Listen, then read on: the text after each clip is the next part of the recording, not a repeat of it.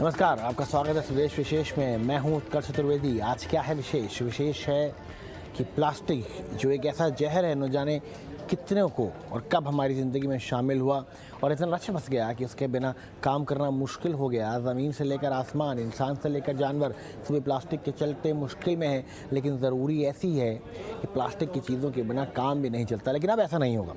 काम हो या ना हो, प्लास्टिक का इस्तेमाल नहीं होगा। जी हाँ, तमाम विरोधों और चुनौतियों के बावजूद अब सिंगल यूज़ प्लास्टिक देश भर में बैन होने जा रहा है।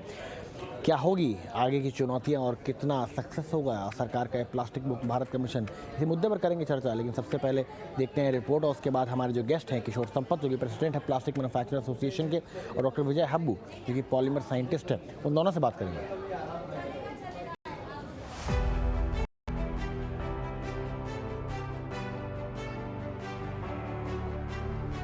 आखिरकार वो घड़ी नजदीक आ रही है जिसका सालों से इंतजार था।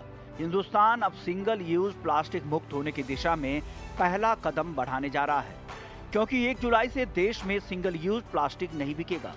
कई कंपनियों की नाराजगी के बावजूद सरकार की प्लास्टिक बैन की तैयारी जारी है, जिसमें शुरुआती दौर में 19 आइटम शामिल किए गए हैं, जो पर्यावरण ही नहीं इंसानों और जानवरों के लिए भी खतरनाक है। इनमें खाने के सामानों के पैकेट, नूडल्स के पैकेट, बिस्किट और चिप्स के मल्टीलेयर पैकेट शामिल हैं और पहली बार केंद्र सरकार द्वारा इस तरह का बैन लगाया जा रहा है। कई कंपनियों और एसोसिएशन ने बैन को टालने की बार बार सरकार से गुहार भी की। एआरसी ने तो पीएमओ को एक चिट्ठी लिखकर यहां तक कहा कि विकल्प के बिना इस तरह का कदम उठाने से इंडस्ट्री को 5,000 से 6,000 करोड़ रुपए का नुकसान होगा।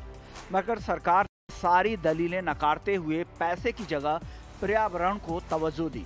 एआरसी में पार्ले एग्रो, कोका कोला, पराग, डाबर और कैवन केयर समेत 15 से अधिक कंपनियां हैं। इनका 80% कारोबार सिंगल यूज पर ही टिका है। इससे पहले देश के सबसे बड़े डेयरी समूह अमूल ने भी सरकार से प्लास्टिक स्ट्रॉ पर लगने वाले प्रतिबंध को कुछ समय के लिए टालने का अनुरोध किया था। प्रधानमंत्री नरेंद्र मोदी ने 4 साल पहले सिंगल यूज प्लास्टिक के उपयोग को चरणबद्ध तरीके से खत्म करने की बात कही थी और उसके बाद पिछले साल दिसंबर में इस बारे में फाइनल नोटिफिकेशन जारी हुआ था और इंडस्ट्री को बदलाव करने के लिए 6 महीने का समय दिया गया था। और अब 1 जुलाई से देश इस दिशा में अपना पहला कदम उठाने जा रहा है, यानी कि भारत ने सिंगल यूज प्लास्टिक के खिलाफ अपनी जंग शुरू कर दी है। लेकिन लड़ाई काफी लंबी है, क्योंकि इन प्लास्टिक बैन का असर तो करीब 2 साल बाद दिखना शुरू होगा। ईटी नाउ, स्वदेश। इस पर बातचीत करते हैं हमारे साथ, जैसे कि हमने बताया, कि किशोर संपत जो कि प्रेसिडेंट है प्लास्टिक मैन्युफैक्चर एसोसिएशन के, और डॉक्टर विजय हब्बू हैं जो कि पॉलीमर साइंटिस्ट हैं। दोनों हमारे साथ जुड़ चुके हैं। किशोर सर, पहला सवाल आप ही से होगा मेरा, कितने तैयार हैं हम इस ट्रांजिशन के लिए? क्योंकि कुछ समय पहले तक ये बात हो रही थी कि शायद तक इतनी जल्दी कैपेसिटी बिल्डअप ना हो पाए, पर क्या हम तैयार हैं अब इस कदम के लिए? सबसे पहले तो मैं Kishore Sampat, president polymer plastic manufacture association, channel का आभारी हूँ कि आपने हमें समय दिया और इंडस्ट्री की तरफ आपने ध्यान दिया और इंडस्ट्री की बातें सुनने आए। सबसे पहले तो मैं आपको बता दूं कि इस समस्या के अंदर 88,000 MSME रजिस्ट्रेशन उद्योग आधार के हिसाब से 88,000 कंपनियां हैं, फैक्ट्री, जो ये एसयूपी आइटम से रिलेटेड है। इसके अंदर 39,000 करोड़ रुपीज का इन्वेस्टमेंट है और लगभग 10 लाख लोग रोजगार पाते हैं और 25,000 करोड़ रुपए का ये एक्सपोर्ट है। मतलब ये एक बहुत बड़ा उद्योग है। और आपके माध्यम से मैं बताना चाहता हूँ कि जो 15 आइटम आपने बताई है, वही आइटम के ऊपर प्रतिबंध है, बाकी सब किसी आइटमों के ऊपर ये बैन के कुछ नहीं है, खाली ये लिमिटेड आइटम के ऊपर ही बैन है। जहाँ तक आपने तैयारी की है, तो सबसे पहले तो इंडस्ट्री की ओर से मैं बता दूं कि हम गवर्नमेंट का टोटली सपोर्ट करते हैं स्वच्छ भारत अभियान, और हमारी जवाबदारी और हमारे कार्यों में हम सपोर्ट करेंगे गवर्नमेंट को इस कार्य में।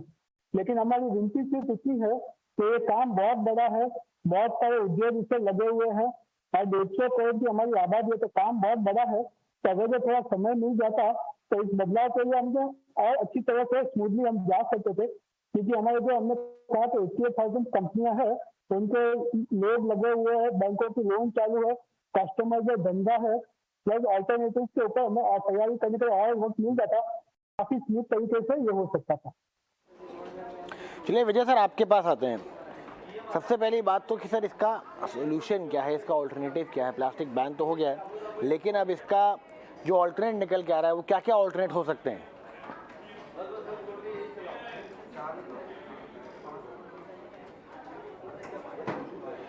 विजय सर शायद तक आपका ऑडियो म्यूट है। नमस्ते, क्या मेरी आवाज आ रही है आप तक? जी सर अब आ रही है आपकी आवाज़। हाँ, आपने शुरू में जो बात कही कि प्लास्टिक से जहरीली पदार्थ है, उसी को मैं पहले ऑब्जेक्ट करना चाहता हूँ, क्योंकि प्लास्टिक तो जहरीली पदार्थों से बचने के लिए खोज की गई एक नया पदार्थ है। इसीलिए तो अपने इस कोविड वगैरह अन्य कारणों की वजह से समय विषाणुओं से बचने के लिए प्लास्टिक का ही उपयोग हुआ ना। तो प्लास्टिक्स भी अपने आप में विषारी चीजें नहीं है। बाढ़ों की वगैरह अन्य बाकी कठिन समय में काम आने वाली चीजें तो प्लास्टिक ही है। खैर, कारण है अचानक, आपने जैसे कहा कि अचानक से इसने अपने जिंदगी में ये फैलाव हुआ उसका, इसके कारण कुछ तो समस्या आई है पर्यावरण में, वो लेकिन प्लास्टिक्स के कारण नहीं है, अपनी आदतों की वजह से हुई है। खैर, जो भी है, आज तो समस्या है, उसको तो अनदेखी नहीं कर सकते। तो इस कारण जो सरकार ने, और केवल भारत सरकार ने, सारी दुनिया के सारे देशों में कहीं किसी न किसी प्रकार से प्लास्टिक्स के उपयोग पर निर्बंध आ रहे हैं। तो उसमें कुछ दो राय नहीं कि इस समस्या को नियंत्रित करना चाहिए। पर आप देखिए, जो अचानक से जो ये सारी जो उद्योग वगैरह कारोबार बसे हैं, इतने सालों तक सरकार ने कहा कि ये नए पदार्थ है, नए युग का नया पदार्थ है, उसके लिए आप उसमें उद्योग जमाओ। तो इसके लिए लोगों ने उद्योग जमाए। अचानक आप अभी उससे कहने लगे कि नहीं नहीं, ये जहरीले पदार्थ है, उसको बंद करो। ये तो उल्टा हुआ ना। तो उद्योग इस तरह से नहीं चलेंगे। दूसरी बात ये ऐसी है कि मान लो बाढ़ के समय वगैरह में, जब उत्तराखंड में बारिश हुई, बादल फूटे, या अम्फन या इसी तरह के जो चक्रवात आते हैं, उसमें कौन से पदार्थ अपने को उपयोग आते हैं? वो तो प्लास्टिक से आ जाएंगे। इस समय यदि उस प्लास्टिक्स के पर पाबंदी है, तो उस समय मदद कैसे पहुंचाएंगे आप लोग? तो इसके लिए सरासर इस बैन करना, ये मेरे विचार से गलत है। खैर, जो है वो है, अभी 1 जुलाई से आने वाले हैं, 19 चीजों पर ऊपर बैन आने वाले हैं। कुछ कुछ पदार्थों के लिए तो पर्याय विकल्प दिए गए हैं, जैसे वो लकड़ियां, जो स्टिक्स जो कहते हैं आइसक्रीम्स के लिए वगैरह, उसको प्लास्टिक की जगह लकड़ी के बनाने हैं। चम्मच वगैरह के लिए लकड़ी के बनाने हैं। पर अब इसमें देखा जाए तो ये जो प्लेट्स वगैरह है, उसको या तो आपको स्टील्स में या मतलब धातु के पदार्थों में देना पड़ेगा, जिसमें धोना है। तो हर बार धोने के कारण यदि आपको उसको जल का तो उसका उपयोग करना पड़ेगा। और एक तरफ अभी अभी जो हम लोग मुंबई में जैसे देख रहे हैं, हम लोग मुंबई में बैठे, 20% पानी की कटौती ऑलरेडी घोषित हो चुकी है, क्योंकि बारिश नहीं है। तो ऐसे में जब पानी की समस्या रहती है, अब धोने के लिए पानी वगैरह उसको उपयोग करना पड़ेगा। तो इसके लिए पर्यावरण की बचत करनी है, इसका मतलब क्या है, हमें पहले जानना पड़ेगा। पिछले दशकों भर हमें बताया गया था कि पेड़ बचाओ, इसलिए पेपर का उपयोग ना करो, उसकी जगह प्लास्टिक आ गए। अब ये कह रहे हैं कि नहीं, प्लास्टिक बंद करो, पेपर की तरफ दोबारा चले जाओ। तो इस तरह से उल्टा सुल्टा करना, इससे किसी अपनी नीति को, देश की नीति को हानि पहुंचती है, उद्योग को हानि पहुंचती है। इसलिए उसका एक समतोल होना आवश्यक है।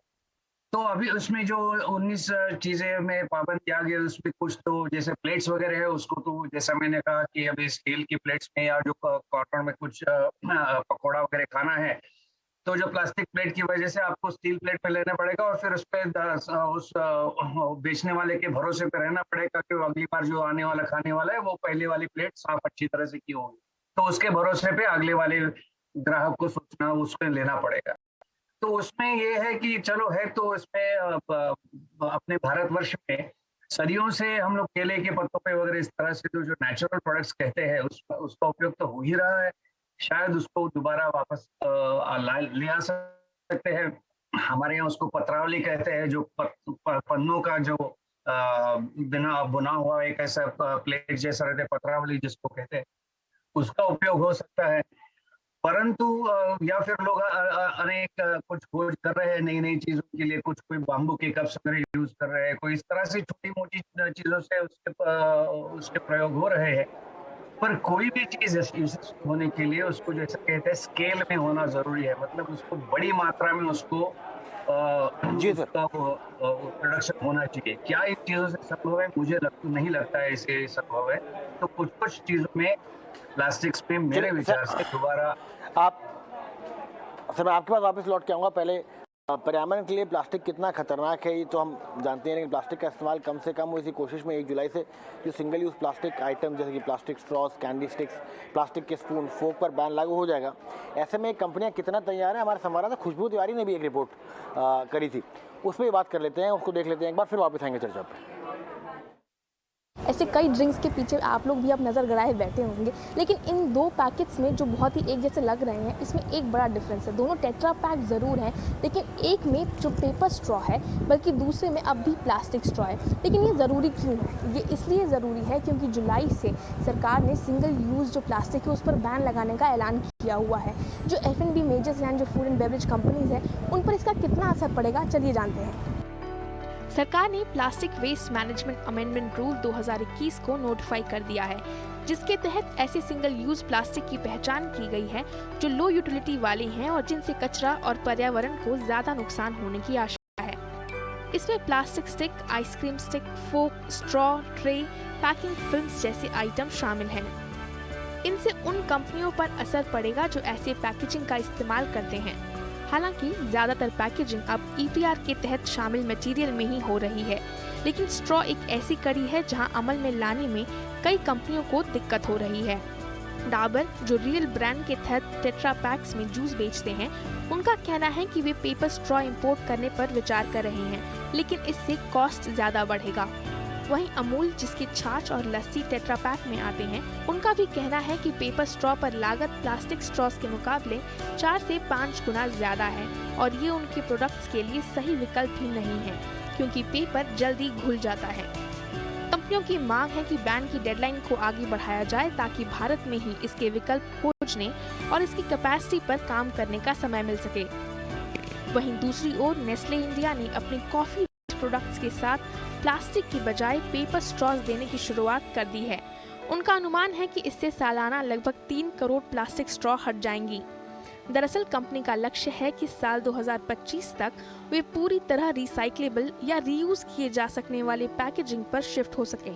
लेकिन अन्य कंपनियों के लिए राह आसान नहीं, क्योंकि उन्हें भारत में ही बेहतर और टिकाऊ विकल्प का उत्पादन करने के लिए और समय चाहिए। खुशबू तिवारी, ET स्वदेश। चलिए फिर और बातचीत करने के लिए हमारे साथ हमारे सहयोगी, हमारे संवाददाता समीर दीक्षित मौजूद हैं। समीर, मेरा है ना एक बड़ा सिंपल सा सवाल है आपसे कि कई साल पहले जब मैं छोटा हुआ करता था तब यूपी में ये बात आई थी कि sir single use plastic ban हो जाएगा। कुछ दिनों तक प्लास्टिक बैन भी रहा, आपको मिला भी नहीं, आप भी घर से कपड़े की जो थैलियाँ लेके जाते थे सामान खरीदने, और उसके बाद कुछ दिनों बाद किसी ने कहा कि अच्छा किसी को बताना मत, प्लास्टिक दे रहे हैं, और उसके बाद स्थिति सामान्य हो गई। ये प्लास्टिक बैन लगातार लगते रहते हैं। बम्बई की बात करें, मुंबई में कुछ दिन पहले बात हुई थी कि प्लास्टिक बैन हो गया, और आपको भी ये चीज़ें याद होंगी। ये जो बैन है वो कितनी अच्छे से इम्प्लीमेंट होगा, वो बहुत बड़ा सवाल है मेरा समीर, क्योंकि आप जानते हैं सरकार में लोगों को लगातार उनका उठते बैठते रहते हैं, कितनी स्ट्रिक्टनेस से इसका इम्प्लीमेंटेशन होगा ये बताइए हमें।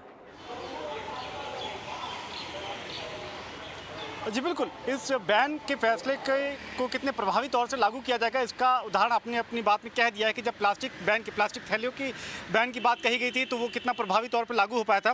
लेकिन अभी हम 28 जून को ये बातचीत कर रहे हैं, 1 जुलाई से सिंगल यूज़ प्लास्टिक पर बैन लगना है। मैं अपनी बातों के बजाय आपको यहाँ पर एक छोटी सी दुकान है, यहाँ पर दिखाना चाहूँगा कि सिंगल यूज़ प्लास्टिक मतलब वो कितनी जगहों पर इस वक्त बाजार में छाया हुआ है। अगर आप ये जो टेट्रा पैक देखते हैं, इसमें जो स्ट्रॉ दिया जाता है वो सिंगल यूज़ प्लास्टिक के दायरे में आता है। जो पैकेजिंग होती है ये वाली प्लास्टिक की, ये भी सिंगल यूज़ प्लास्टिक के दायरे में आती है। ये भी आप देखें तो कितना ज़्यादा इसका इस्तेमाल होता है। इसके अलावा चिप्स हैं, जो बाकी के फूड आइटम्स हैं, वो जो पैक होते हैं वो भी लगभग SUP के दायरे में ही आते हैं। यही वजह है कि सिंगल यूज़ प्लास्टिक रातों रात बैन होना, यानी कि 72 घंटे के भीतर इसको पूर्णतः बैन लगाना और इंडस्ट्री के लिए भी ये इसको तैयार कर पाना, वो अपने आप में सवालों के घेरे में है, क्योंकि ये बहुत कम उम्मीद उसकी नज़र आती है। मैं कुछ कहूँ उससे पहले एक बार लोगों की राय ले लेते हैं, क्योंकि हमारे साथ कुछ युवा लोग भी यहाँ पर मौजूद हैं। आपसे समझना चाहूँगा, सिंगल यूज़ प्लास्टिक पर जो बैन लगा है 1 तारीख से लागू हो जाएगा, क्या आपको लगता है प्रभावी तौर पर लागू हो पाएगा, या आपको लगता है कि सरकार को कुछ और वक्त लेना चाहिए था? मुझे लगता है थोड़ा सा टाइम देना चाहिए था, क्योंकि आपके पास आई थिंक 2 दिन बचे हैं, क्योंकि 1 जुलाई से ये लागू होना है। तो आई डोंट थिंक कि इंडस्ट्री के पास इतना टाइम है कि वो शिफ्ट कर पाए सिंगल बैन से। आई थिंक जो डबल यूज़ में प्लास्टिक यूज़ कर रहे हैं, आई थिंक उस जो ट्रांजिशन में जो टाइम लगना है वो 2 दिन सफिशिएंट तो मेरे हिसाब से नहीं है बिल्कुल भी। लेकिन इसके पीछे एक तर्क ये भी है कि इंडस्ट्री को पर्याप्त समय दिया गया था, कंसल्टेशन लगातार उनसे की गई थी। दिक्कत यह है कि इंडस्ट्री अभी तक तैयार नहीं हो पाई है, वहाँ पर आपकी क्या राय है? ये तो है कि लूप होल्स तो देखो आप हर जगह रहेंगे ही, और जब तक आप लागू नहीं कर देते तब तक एक्चुअली में आपको उसका जो प्रभाव नहीं दिखने वाला। अब वो आ गया है तो लोगों के ऊपर प्रेशर रहेगा कि हाँ उनको ट्रांजिशन में आना है। तो अब ये हो सकता है कि हाँ आने वाले 1 महीना 2 महीने में प्रॉपरली ये स्विच हो सके उस जगह पे, उस मतलब यूसेज जो है प्लास्टिक का, वो उस पर ट्रांजिशन आ सके। तो मुझे लगता है थोड़ा टाइम तो अभी लगेगा। देखिए, हमारे साथ जो बातचीत है उसमें मोटे मोटे तौर पे ये बात निकल के आई है कि आपको डंडा चलाना ज़रूरी है, यानी कि सरकार को शक्ति दिखानी ज़रूरी है।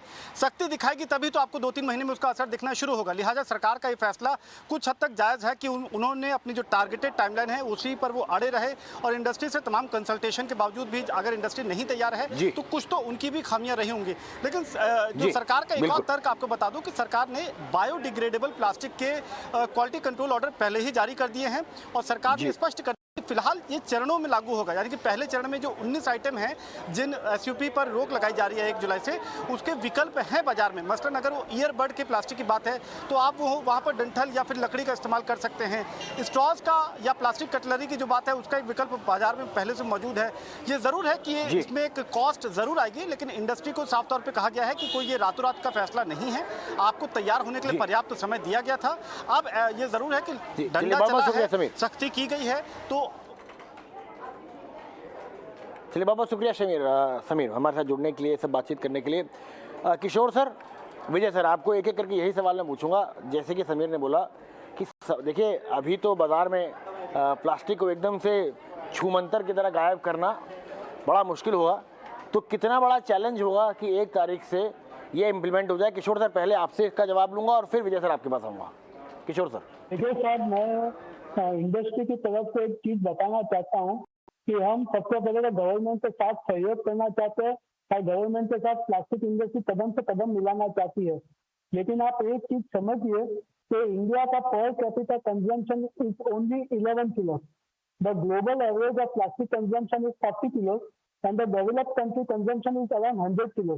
तो आप समझिए कि we are using a very, and India के अंदर recycling rate is among the highest in the world, from 60% in some product to even 90%। तो कहने का तात्पर्य ये है कि साहब काम बहुत बड़ा है।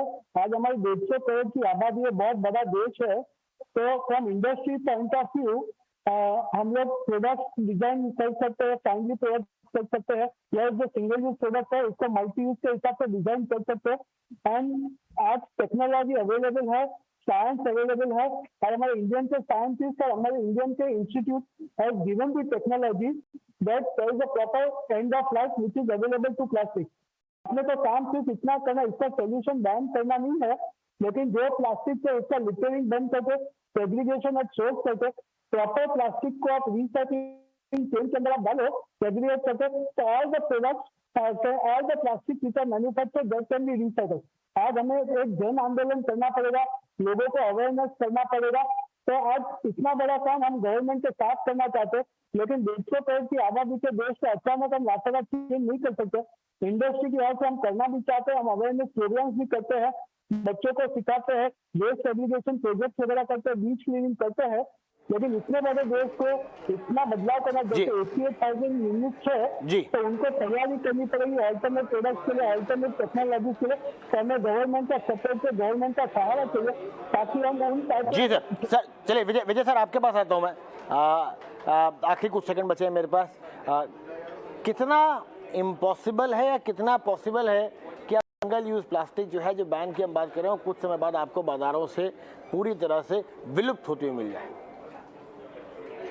नहीं, कुछ हद तक तो सरकार का जो कदम है वो आवश्यक भी है, वो क्योंकि सरकार हर साल ये तो भी नहीं कह सकती कि उसको एक्सटेंशन दे दो। ये आपने बात कही शुरू में, वो सही था कि हालांकि जनता को शायद ये लगता होगा कि 2-4 दिन में है, सरकार की ये घोषणाएं कई महीनों से आ रही थी। तो अपने देश की सरकार के लिए अच्छी बात नहीं है कि हर कुछ चीज फैसला ले जाए और उसको आगे ढकलते जाए, वो अच्छी चीज नहीं है। तो कुछ मात्रा में ये करना जरूरी है।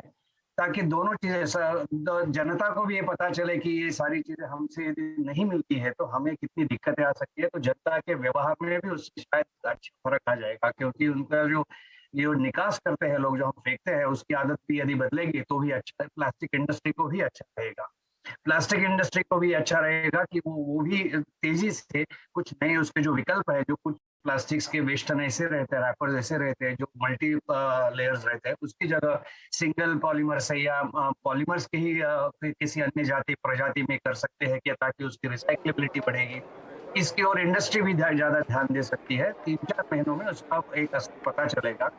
मेरी एक विनती है कि सरकार ने इतनी भी उतने दिल खोल के ये रखना चाहिए कि अभी जो किया है चलो करने दो, 3-4-5 महीने के बाद उसका रिव्यू होकर कुछ चीजों में बदल करना है तो सरकार अपना भी मन खुला रख के उसको, यदि कुछ चीजों को बदली करना है, कुछ चीजों को बदली, उसको जिन चीजों पे कुछ बदली लगाई है उनको पाबंदी हटाना है, उसको मॉडिफाई करना है, इन चीजों में सरकार ने भी अपना दिल। चलिए विजय सर, किशोर सर, बहुत बहुत शुक्रिया हमसे बात करने के लिए। देखिए अभी देखना ये है कि आ तो गया है ऑर्डर, लेकिन कब तक ये पूरा का पूरा जो ऑर्डर रहेगा वो इम्प्लीमेंट होगा, वो देखने वाली बात होगी। फिर से बात करेंगे 1 तारीख को शायद किसी टॉपिक पर।